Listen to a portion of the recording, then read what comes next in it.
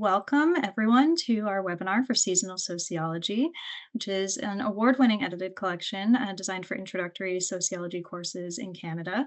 I'm Carly Hansen, one of the acquisitions editors here at University of Toronto Press. I'm joined by Ashley Kazowski, one of our publisher's representatives, and Tonya Davidson, one of the two co-editors for this book. Seasonal sociology has been praised as a lively alternative to the established formula for introductory texts and a model for what future textbooks should look like. The first edition was the winner of the Prose Award for Textbooks in Social Sciences, and it is now available in a second edition featuring brand new case studies for each season, which we are all very excited to hear more about. So with that, I would like to hand it over to my colleague, Ashley, who will introduce our guest speaker. Thanks, Carly. Good afternoon, everyone. I hope everyone is doing well. We're very happy to be able to offer this webinar and are so fortunate to be joined by one of the editors of this recently published second edition of Seasonal Sociology. We hope this session will help instructors to discover a new way of teaching introductory sociology using this new edition to bring sociological ideas to life. Before we begin, I just want to remind all of our participants that this session will be recorded and shared on our YouTube channel for future reference. We welcome everyone to participate in the discussion by sharing any of your comments or your questions for Tonya in the chat box or alternatively in our Q&A box. And we'll be sure to leave a few minutes at the end for discussion. I'd also like to take a moment to acknowledge this land under which the University of Toronto Press operates. For thousands of years, it has been the traditional land of the Huron, Wendat, the Seneca, and the Mississaugas of the Credit First Nation. Today, this meeting place is still the home to many Indigenous people from across Turtle Island, and we're grateful for the opportunity to work on this land. With all that said, it's my pleasure to introduce you Professor Tonya Davidson. She works as a sociologist at Carleton University in Ottawa, where her research focuses on Canadian popular culture, material culture, nostalgia, public memory, and monuments. She is the author of Tours Inside the Snow Globe, Ottawa Monuments and National Belonging, and the author of a new title coming out later this month called Ottawaology, so that's very exciting. She is published in the Journal of Canadian Studies, Space and Culture, The Public Historian, and Topia, and also co-edited Ecologies of Affect, Placing Nostalgia, Desire, and Hope with Ondine Park and Rob Shields. Welcome, Tonya. Hi, thanks so much. Thanks for being here. We're so happy to have you. So to start off this discussion, maybe we can start by first asking about more of the big picture or the inspiration behind this book. Can you tell us a bit about what inspired you to structure an introductory sociology course using this seasonal framework? Well, one of the things that we detail in the introduction to the book is this real sort of basic premise of sociology, like is that sociologists look for things that are taken for granted as natural and begin there to ask questions about them. And one of the things that we do take for granted as very much coming from nature are seasons, but not a lot. Sociologists have never are don't frequently address the question or the phenomenon of seasons head on as an object of sociological inquiry. So this is where we began, and as it is an edited collection. A lot of people that we talked to about being part of the book quickly said, "Wait, I'm not a seasonal sociologist," and that makes sense because it's not really a thing, right? It's not a sort of subject area or sub-discipline of sociology. But when we just talked a little bit more, we could see that actually there are seasonal elements that a lot of sociologists are already engaging with, or that people could stretch the projects that they were doing and think about them in a sort of seasonal context. So that was the beginning. I also another sort of inspiration point was this was like many years ago before the first edition.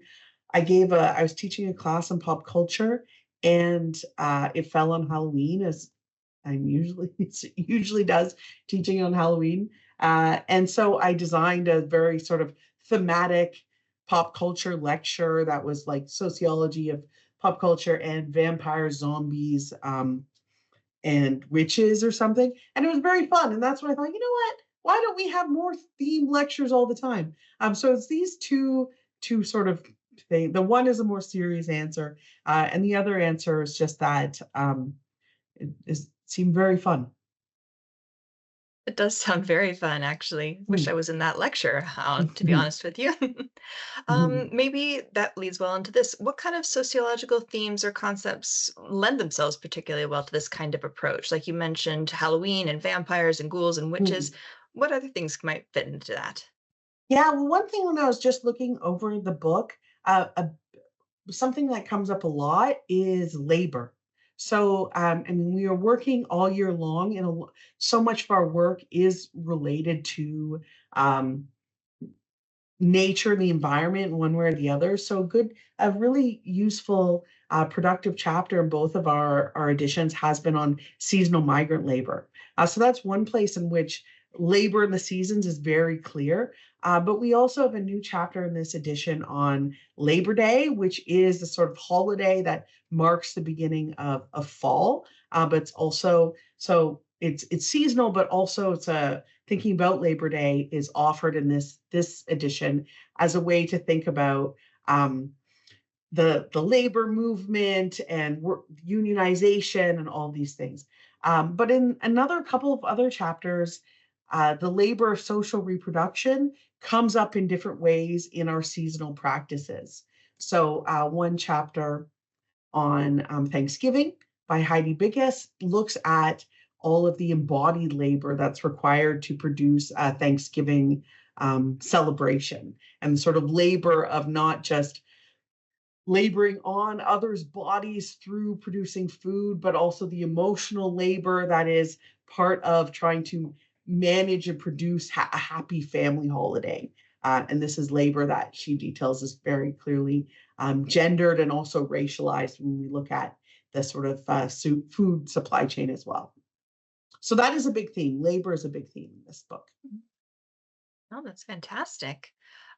Maybe that kind of also leads into this next question. How do the seasons reveal these patterns or cycles of labor and social life that might be missed in more traditional approaches? Well, one of the things um, that really came to the fore. So this book, we began this book like midway through the pandemic, and one of the things that, and it was launched like the first edition came out summer 2020. So it came out right before this big sort of society upending event of the pandemic.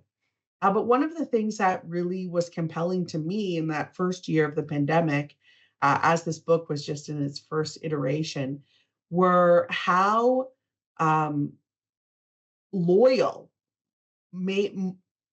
society was to seasonal traditions, that they were willing to risk the health and safety of their family and community to continue to have that Christmas dinner or trick or treating and those types of things. So like in the early pandemic, we saw really interesting innovations like candy shoots for Halloween trick or treating and distanced how you can do is this distant Zoom like Christmas dinner. So one of the things that's revealed when you think seasonally about society is like you really can sort of illuminate these many moments of collective moves towards social solidarity, right? That we really, really take for granted.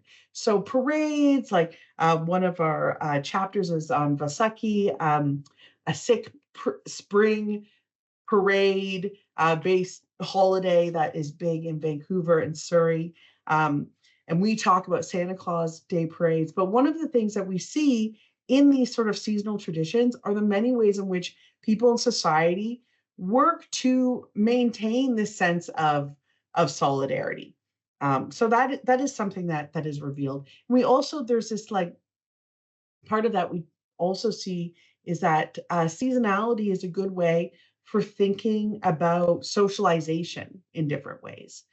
So we are socialized into, there's a great chapter by Tara Milbrandt on Edmonton as a winter city. And she details these events that are hosted for new immigrants to Edmonton. Like one of them is the reverse strip tease, where newcomers are socialized into how to bundle up for winter. So the seasons are something that we imagine just exist, but they also require something of us collectively. So we're socialized into winter. We're socialized into norms about what is a typical Canadian summer. That weddings are best in the summer. This comes up in on Dean Parks in chapter on summer weddings. These are some things that are revealed, I would say. Oh, that's fantastic. I hearing you speak just makes me think of all the ways. Yeah, that does mix very well with the seasons and everything. This is really an interesting approach. Um, Mm. maybe we that's a good way to segue into the more pedagogical approach, the student engagement that would come with the text. Just seeing how I'm reacting to it. Maybe we can move from there. So, how does a seasonal approach you find enhance student engagement or understanding compared with maybe more traditional format? What makes this special? Well, I think there's something compelling about a seasonal approach because it is novel for one. So there's some novelty about it. One of the sort of like pitfalls is that if you've never been introduced to sociology before, and this is an introductory book, you might think that sociology is all just about studying the seasons, which is not. So you need to kind of make it clear that this is an innovative introduction to the discipline. There are many ways that you can enter into sociology.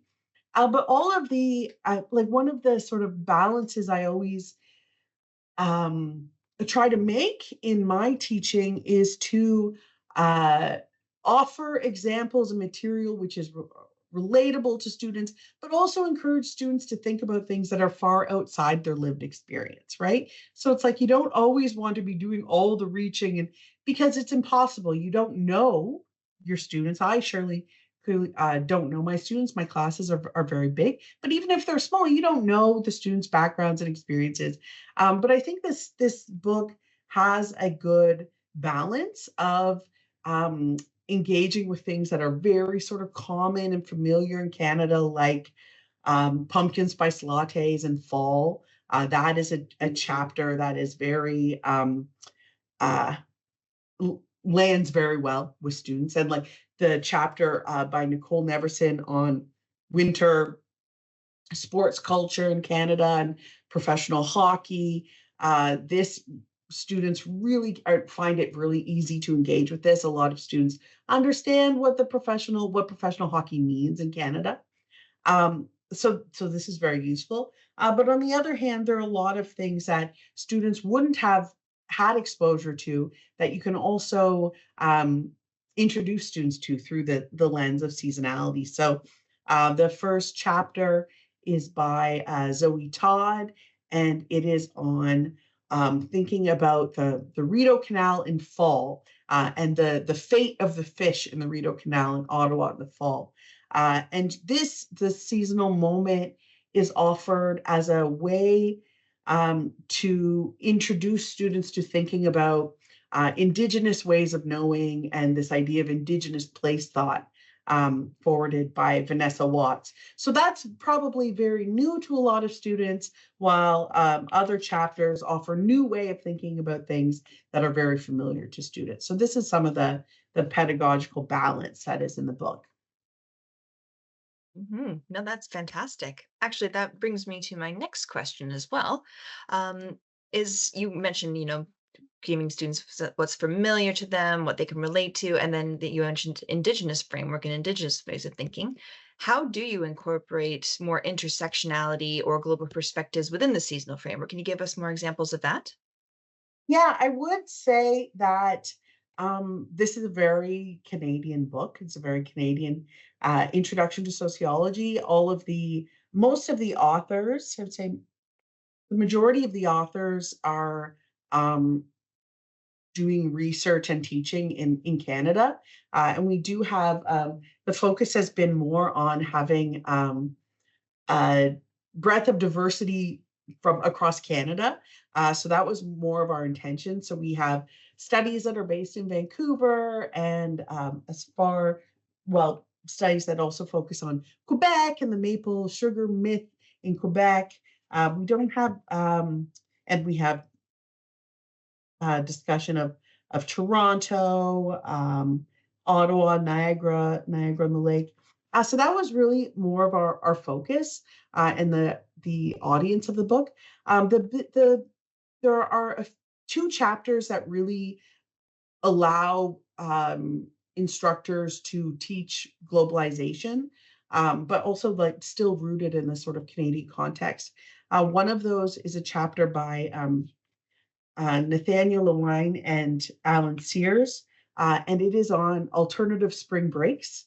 So this is something that's quite common in Canadian universities to encourage students to, instead of having this very, very hedonistic spring break, to go and do this sort of planned activity with the universities to go and ostensibly do good, do something like help with an orphanage or a school somewhere in the global south.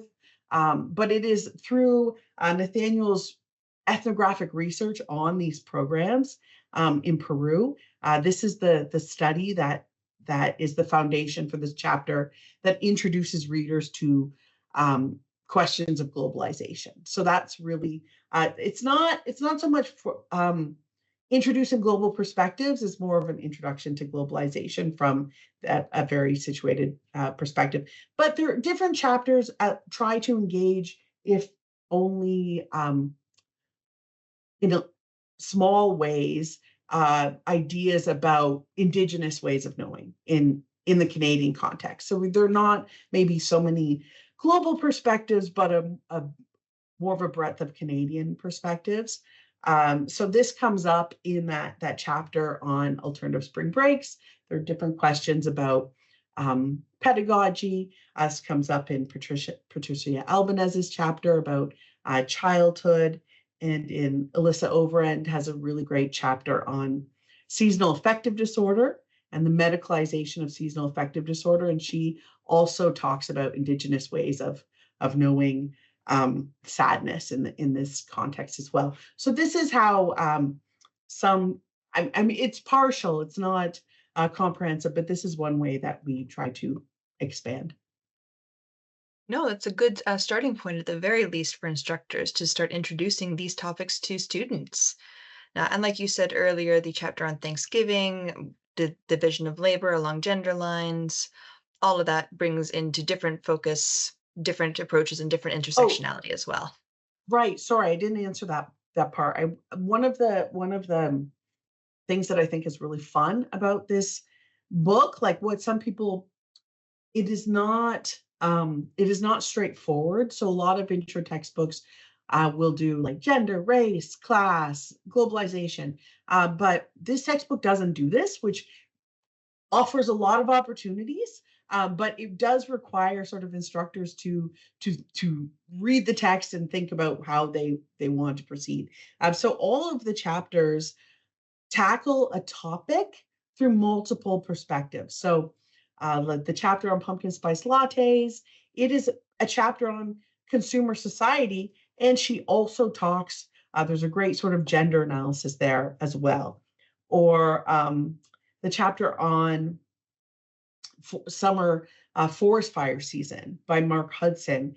It is a sociology of the environment chapter using archival research methods that absolutely addresses race, indigeneity, and age and ability. So you could use the chapter to introduce or discuss many things. So most of the chapters do that. So my chapter on summer cottages, it's about sort of like I talk about land dispossession and from Indigenous people, but also gendered labor and also intergenerational inheritance, and just so many different things.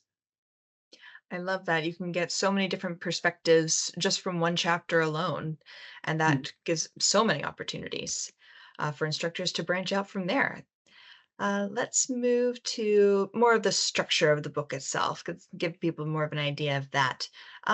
How do you balance all those individual chapters and sociological theories and methods with the seasonal approach? How do you divide them up like that? Um, what do you mean? Can you elaborate? Question. So when you talk about different sociological theories or methods, more the structured side of sociology, how does that come into play in the book? How does that is that addressed really? Is it more of like just the theories itself that are addressed, or are we talking about what can be addressed in a seasonal context? Well, all of the chapters are based on the contributors' ongoing research program. So we just asked each author to be very explicit about the methods that they used, and and the theoretical orientation is quite clear in all of them. So if you were wanting to teach the book as a way to teach social theory, you could do that as well. You could find uh, Overend's chapter is a great sort of introduction to thinking uh, um, using post-structural theory. Um, James Cairns' chapter offers a great introduction to Gramsci, if that's what you want to teach. So people could do it that way, or if you're or you will just be teaching theory while teaching all these other things. And we were just as we were sort of conscientious about geographic diversity, we also were conscientious about methodological diversity, so that this is an introduction to sociology textbook. It is not just always using the same method. So we have some great chapters that rely on archival research. Matt Unger's chapter on what he calls the colonial legal imaginary draws on archival research. Mark Hudson's does as well. A lot of the chapters are drawing on ethnographic research that they have done, which they describe what that looks like. In Kristen Lazansky's chapter, she includes as one of the images some redacted field notes and is very explicit about like what it means to do research with seasonal migrant workers and discusses the ethics of that quite clearly. So it was less of a dividing up and more of an asking the authors to be very clear so that their work could also be used as an introduction to theory and methods as well. No, that's fantastic. Gives everyone an introduction to all different types of methodology. There's so many Mhm, different kinds to address, especially in an mhm, introduction to sociology course. mhm. Um, let's say, if when you're teaching this book, how would you set up a class syllabus using this book as a framework? Would you do it by season, or would you use chapters one at a time throughout? What would be best? Well, I am teaching with it right now, and I taught with the last one for a few years. I mean, everybody teaches their courses differently. I mean, I at where I teach. There's Social 1001 in the fall you can take, and you can take Social 1002 in the winter. So if I'm assigned those two courses, I use one book for both of the sections and have a bunch of chapters that align with what was already my existing 1001 sort of breakdown of topics, and the same with 1002.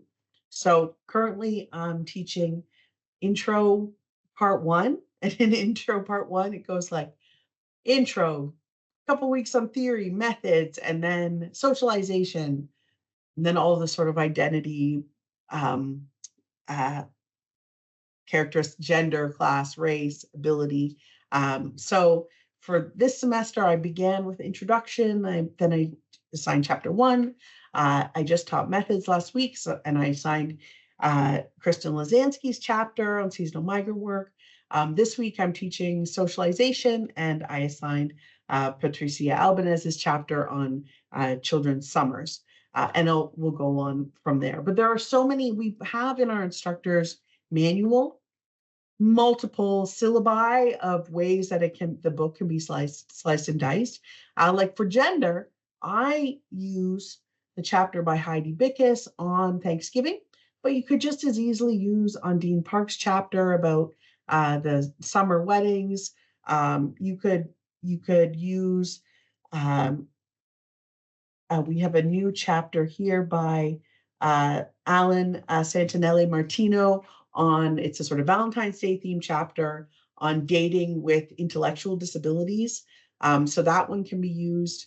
That would I would use it not for teaching gender, but more for teaching disability because it's a great perfect chapter for that. But yeah, there are many options we've laid out in our syllabi, but I also would encourage instructors to read the text and be creative and see how it aligns with how they already teach. Lovely. Would you say it's better to approach it, say, as individual chapters to go along with an instructor's syllabus, or would you say like there's a particular season that would go with particular themes, say winter, for example, or is it all just I don't teach it seasonally. I have just coincidentally taught um, some things that align with the season in which I'm teaching. I just design it more for the topics that I want to unfold.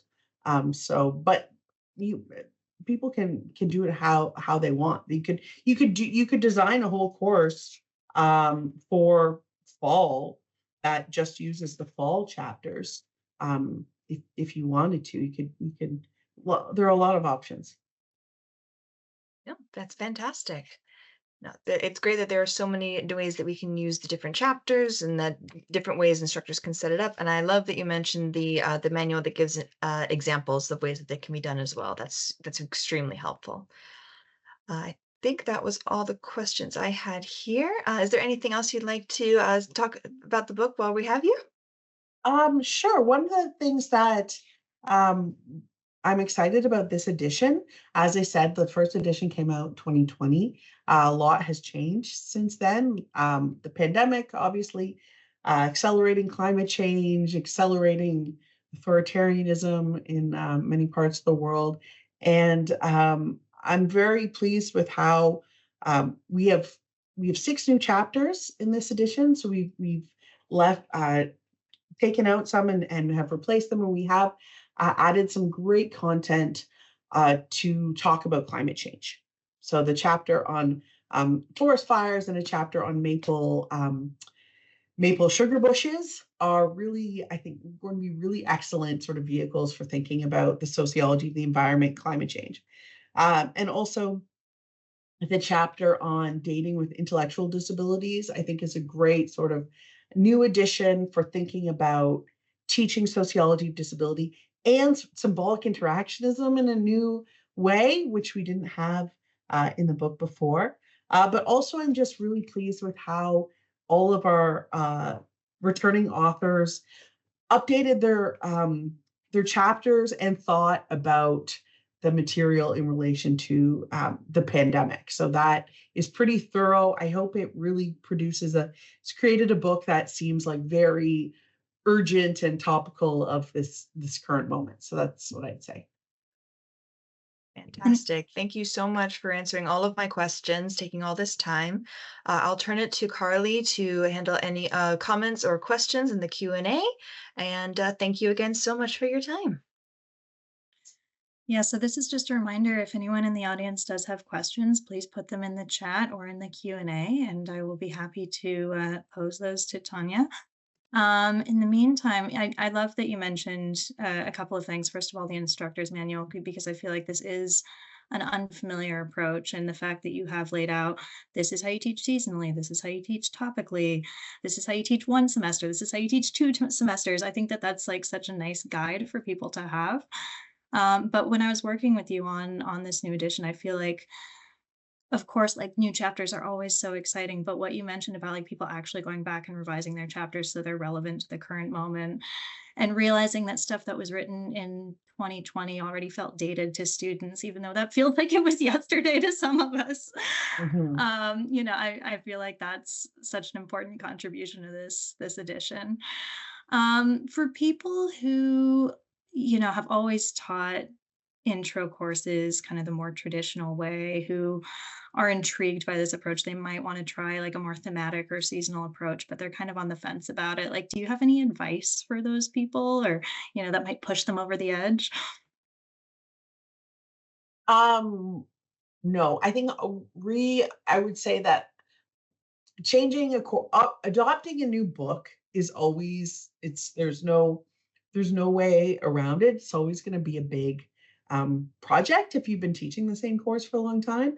But I think it's also, I mean, I think it's fun to teach with a book that is fun and exciting to read and is new also to you as an instructor. So one of the things I love so much about this book is that all of the authors, this is like really fresh sociology, right? So it's like nobody is going through the literature and like laying out the lay of the land for whatever topic it is. They're telling the readers about the research that they have just done. So, and some of the material in here, it's like it was debuted in this book. So I know that Matt Unger, for example, his work on the colonial legal imaginary first showed up in seasonal sociology, and he's been developing it since. Heidi Bickus, she's developed this concept of holiday body work, which is a sort of like seasonal expansion of our understandings of body work. And it also first debuted here. So I think that is something that I mean, updating or changing your teaching is always going to be work, but I think that there's quite a lot of payoff with teaching something that is novel and fun to read, because it's also fun to discuss with students and work with sociology that is really fresh. Yeah, and I love that because I feel like textbooks sometimes get a bad rap for, oh, all the cutting edge stuff happens in journals or whatever, and then just gets rehashed in textbooks. So the fact that there are these like kind of fresh original contributions in this, I feel like are so much fun. Well, it's Um, also the like what I really wanted was a textbook that did not look like a textbook, that didn't weigh, that wasn't $200 and could be a doorstop. So I like that it's just like this side you can read it. I wanted a book where students could read it on the bus and it didn't scream, "I'm a first year student." So I hopefully that's it. I also want to a book that could be so juicy and accessible that people that are not university students might want to read it, right? That's just like it's just a compelling collection of chapters on Canadian society today. we have a question in the chat. This person says, I think the benefit of a book like this in teaching intro topics in sociology is that it consolidates a variety of authors and their topics of specialization in one easy to read text, rather than having the instructor have to go out and source all their own supplemental readings. Can you speak to any feedback on this from other instructors who have adopted the first edition? Edited Yeah. collections and intro courses. What do we think? Yeah. I mean, it takes I think that they can differ. I think that there's a challenge with edited collections because you have a lot of different voices, right? Which is can be um, pro and a challenge. So one of the things that Undine and I were quite hands-on editors, I would say, and worked really closely with authors because not a lot of some of them were very experienced with writing for a sort of introductory audience. But we really worked to sort of ensure that there was a consistency in tone of like writing for an introductory audience, so that it was like equally accessible. But then at the same time, for sure, there are differences in voice, which means that it's true. If students are not digging one chapter, don't worry. Next week, it's a whole different author and topic and method. So yeah, that is one of the sort of strengths of teaching with an edited collection like this. You mentioned earlier one of the dangers of using the seasonal book is that if you're a first year student who doesn't know anything about sociology, like you might think it's all seasonal. Are there certain things that you do in your course to kind of disabuse them of that notion?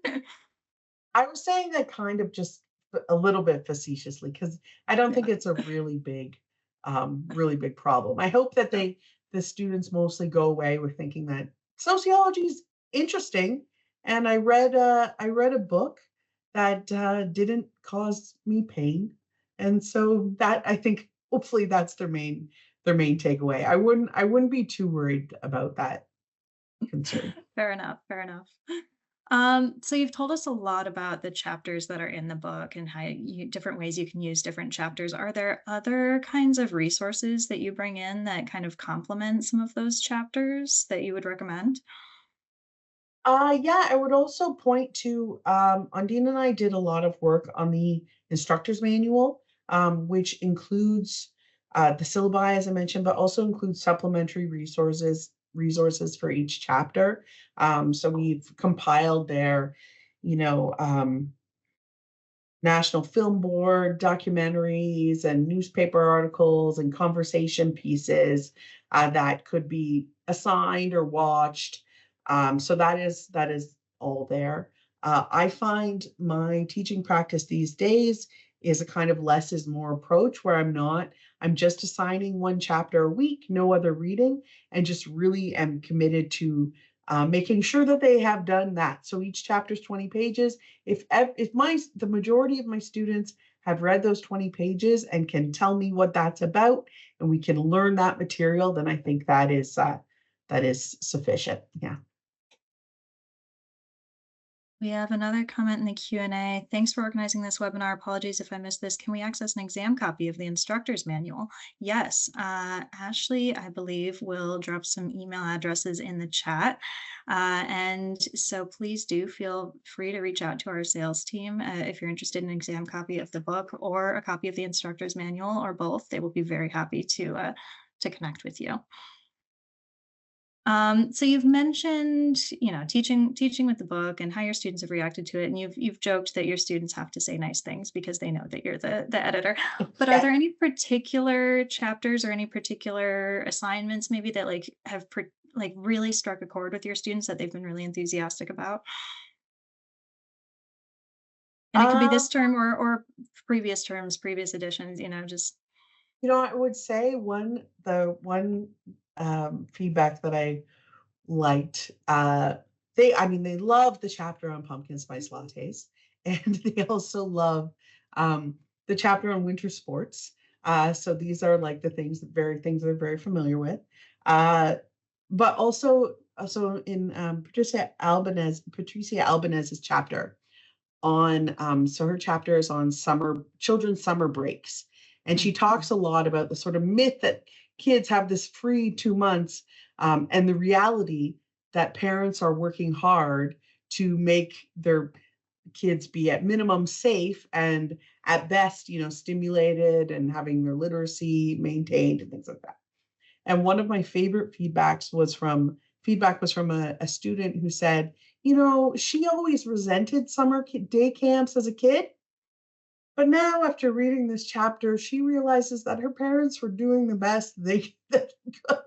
And I love that as a takeaway from sociology, not just being like understanding concepts, but I'm like, yes, appreciating your parents a little bit more. I think that's a useful takeaway. that's a selling point for sure. When your parents are like, "Why are you Yes. studying sociology?" It's like, "So I can appreciate you and everything you've done for me."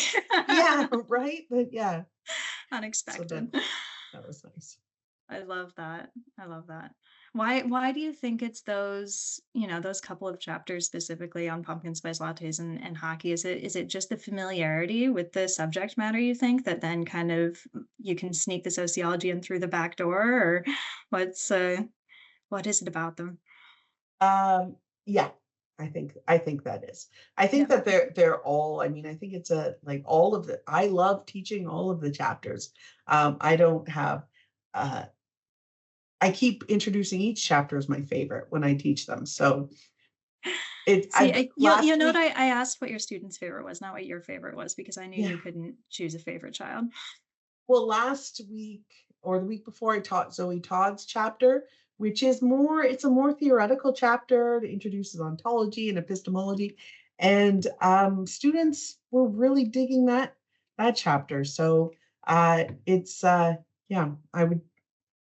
I That don't one know. always struck me as a slightly challenging first chapter. Like it really digs deep, Yeah, yeah. to introduce some of those concepts. But I love that, the book isn't afraid to do that.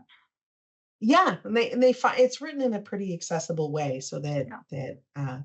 it landed it lands well with students. So I don't know students which one. I did do one assignment in one semester, and they had to um, find a reference cited in the chapter, do a little figure out how the library works, find the article, print it, read it, say something. And the two, there were very clear gender lines, and like so many female students picked Ondine's chapter on white weddings, and so many of the male students picked the chapter, Nicole's chapter, Neverson's chapter on hockey. So Huh. there there is that. But it's also, I teach in Ottawa, so Zoe's chapter lands particularly well, probably because she's talking about the Rideau Canal, which is here. So I'm wondering if people teaching in British Columbia, if the chapters that are based in Vancouver are very probably very resonate a lot there. Yeah, that would make a lot of sense. I see one more comment in the chat. It's become almost impossible to get book reviews of Canadian sociology books. Canadian Review of Sociology no longer publishes book reviews because we learn now from articles and not books. Um, I have no idea what Canadian sociology books have appeared in the last couple of years. They're not in bookstores. How successful have you been in getting reviews of your book? Oh, that's a great question. There were a couple of reviews. I This is a question, Carly, you would maybe This is know. almost more a question for the press, and now I'm trying to remember what we have on our website because I'm sure we have excerpted reviews, but it has, and I feel like the Prose Award was really exciting too to have that recognized, as kind of one of the best edited, reference books or textbooks, um, by prose. But yeah, I feel like there have been reviews, although I don't have them at the tip of my fingers. Yeah, the thing about so the Prose Award, I hadn't heard of it before we got. So we were very excited to be nominated. It's from the American Association of Publishers, and we were thrilled when we were nominated. But then we won, and the category was um, it won Best Textbook in the Social Sciences in the year 2021, which was very exciting for us because also it's a big American association. So they somehow got this very Canadian intro to sociology textbook, and appreciated it. But I would say yes, there are a few book reviews, but also in the textbook world, it's like one of these things where textbooks are there's this great irony where textbooks are treated less seriously by the discipline and by our peers, yet they are the most read of anything published in the discipline, right? Because so many engineering and industrial design and business students, they read seasonal sociology because they're in my classes. So it gets quite a wide readership, despite the lack of reviews or press in the broader or take understanding in the broader discipline. And I think that's a great point is kind of understanding your audience that, is are you doing it for the awards and the reviews? Or are you doing it for, the students and the people who are going to be reading it? And, it's great to get both, um but yeah, But having that kind of impact. yeah, I wish there were more book reviews of Canadian sociology books in general as to the question. Yeah. Yeah. And the note about the American award is really interesting. And I found that too when we found out about that because, it is a Canadian book and I think it speaks to kind of an increasing interest in some disciplines and kind of Canadian perspectives on things, for Mm, what that's worth. mm. Well, I'm not seeing anything else in the chat, so I think we're going to go ahead and wrap this up. Thank you so much for your time, Tanya. Thank you to everyone who showed up and asked questions, and to Ashley for organizing this. It's been a pleasure, and I hope you all have a good fall term. And if you do have any questions about the book, you can reach out to us. I'm sure you could reach out to the book editors, and they would love to hear from you and hear about your experiences. So thank you Absolutely. so much, everyone, and have a great rest of your day. Thank you. Thanks so much. Thank you, everyone.